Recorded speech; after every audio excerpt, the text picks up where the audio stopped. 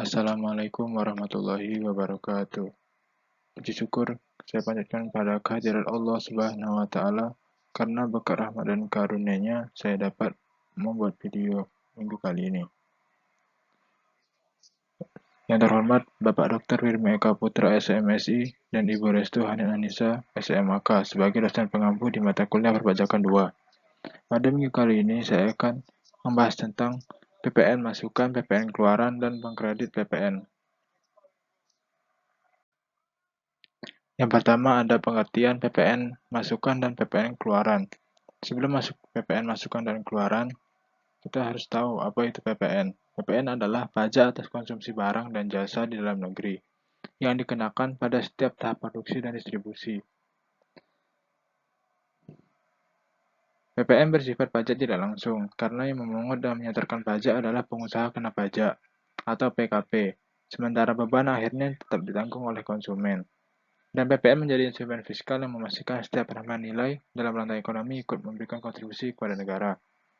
Selanjutnya ada pengertian PPN masukan. PPN masukan adalah PPN yang dipungut pengusaha kena pajak atas penyerahan atau menjual barang kena pajak ataupun jasa kena pajak. PPN keluaran adalah PPN yang dibayar saat pengusaha kena pajak memperoleh atau membeli barang kena pajak ataupun jasa kena pajak untuk kegiatan usahanya.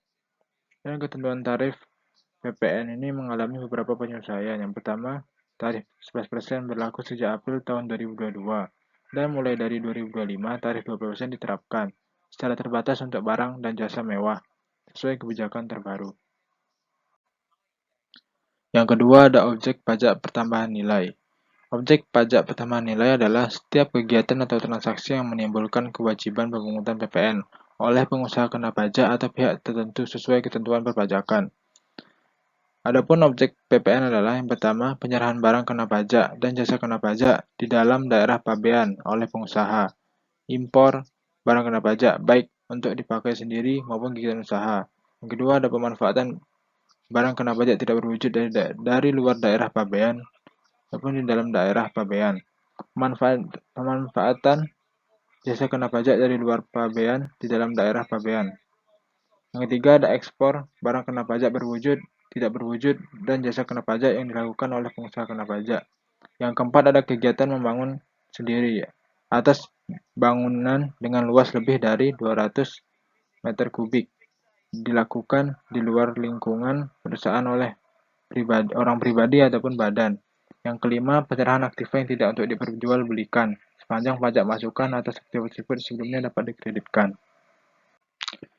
Yang ketiga ada barang atau jasa yang dikecualikan dari PPN. Barang atau jasa yang dikecualikan dari PPN barang dan jasa tertentu tidak dikenakan PPN untuk menjaga akses masyarakat terhadap kebutuhan dasar serta mendukung sektor strategis.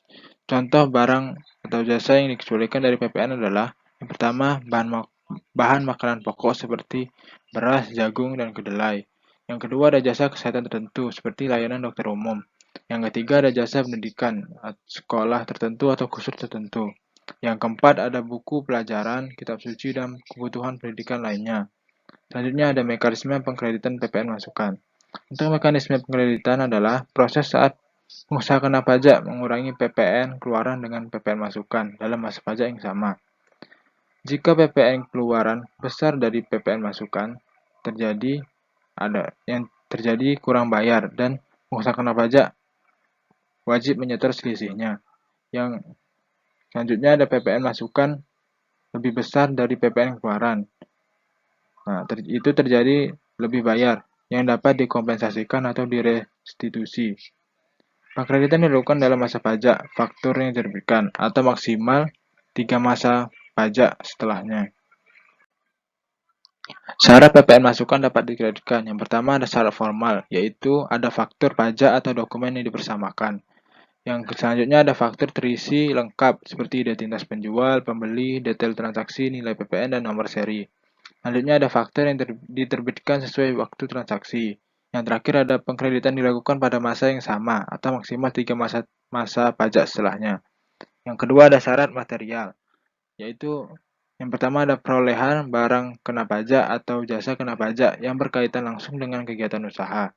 Yang kedua yaitu digunakan untuk penyerahan yang terutang PPN. Yang ketiga, tidak dipakai untuk keperluan pribadi atau penyerahan yang tidak kenai atau dibebaskan PPN. Yang terakhir, PPN benar-benar telah dibayar. Yang ketiga, ketentuan substansif tambahan, seperti identitas pembeli pada faktur sesuai dengan pengusaha kena pajak yang mengkreditkan. Yang kedua, ada faktur tercatat dalam pembukuan dengan benar. Dan yang terakhir, ada tidak cacat, tidak fiktif, dan transaksinya nyata. PPN masukan yang tidak dapat dikreditkan sesuai pasal 9 ayat 8 Undang-Undang Pajak Pertambahan Nilai. Yang pertama ada barang kena pajak atau jasa kena pajak yang tidak berhubungan langsung dengan kegiatan usaha. Yang kedua, faktur pajak tidak memenuhi ketentuan seperti nama, alamat, nomor pokok wajib pajak, atau e-faktur tidak valid. Yang terakhir, yang ketiga ada pemanfaatan barang kena pajak tidak berwujud atau jasa kena pajak dari luar negeri dengan dokumen yang tidak sesuai ketentuan.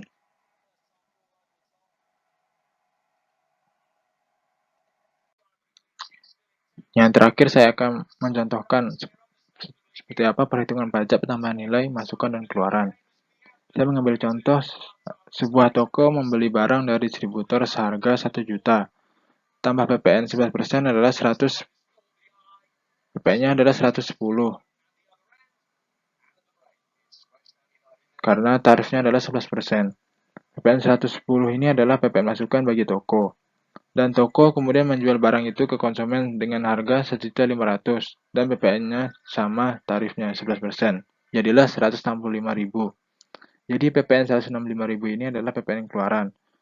Dan saat menghitung kewajiban, toko cukup membandingkan PPN keluaran dan masukan, yaitu 165 dikurang 110, yang selisihnya adalah 55.000, yang mana itu harus disetor oleh toko. Jadi toko tersebut menyetorkan PPN sebesar 55.000 kepada Direktorat Jenderal Pajak. Sekian dari saya. Terima kasih. Wassalamualaikum warahmatullahi wabarakatuh.